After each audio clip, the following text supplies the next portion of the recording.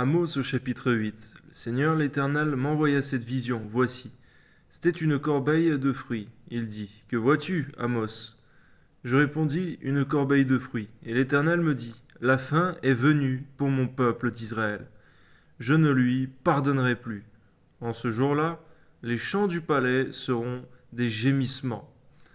Dit le Seigneur l'Éternel, on jettera partout en silence une multitude de cadavres. Écoutez ceci, vous qui dévorez l'indigent et qui ruinez les malheureux du pays. Vous dites, quand la nouvelle lune sera-t-elle passée, afin que nous vendions du blé? Quand finira le sabbat, afin que nous ouvrions les greniers? Nous diminuerons les fats, nous augmenterons le prix, nous falsifierons les balances pour tromper, puis nous achèterons les misérables pour de l'argent et le peuple pour une paire de souliers. Et nous vendrons la criblure du froment. L'Éternel l'a juré, par la gloire de Jacob, je n'oublierai jamais aucune de leurs œuvres. Le pays à cause d'elle ne sera-t-il pas ébranlé, et tous ses habitants ne seront-ils pas dans le deuil? Le pays montera tout entier comme le fleuve, et il se soulèvera et s'affaissera comme le fleuve d'Égypte.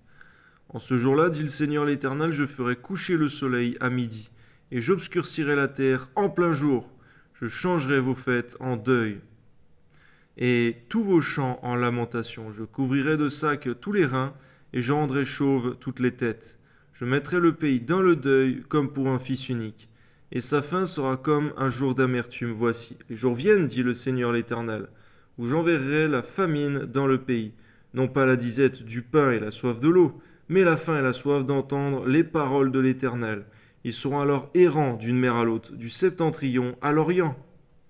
Ils iront çà et là pour chercher la parole de l'Éternel, ils ne la trouveront pas. Vois, Seigneur, cette soif, cette faim de la parole de Dieu, Seigneur.